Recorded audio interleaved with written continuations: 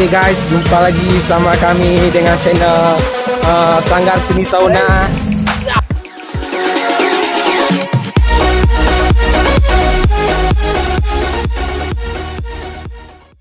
Jumpa lagi sama saya hari ini di channel Sanggar Seni Sauna. Oke, di video kali ini kita akan menyaksikan gimana sih piasan seni 2018 di Banda Aceh. Ya, tentunya kami sebagai seniman-seniman yang aktif,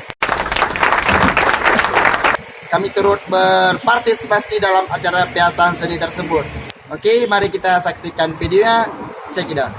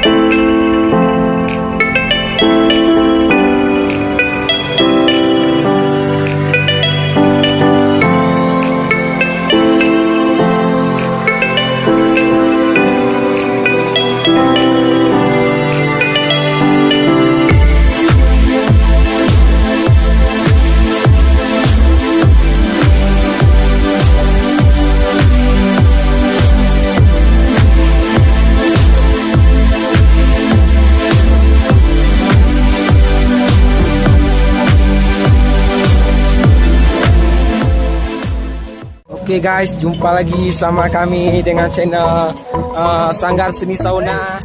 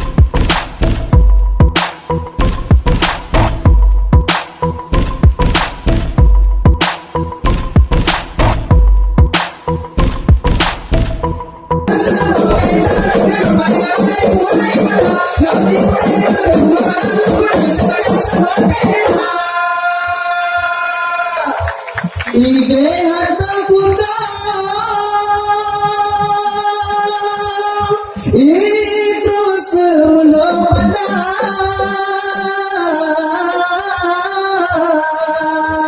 Bukit Barisan,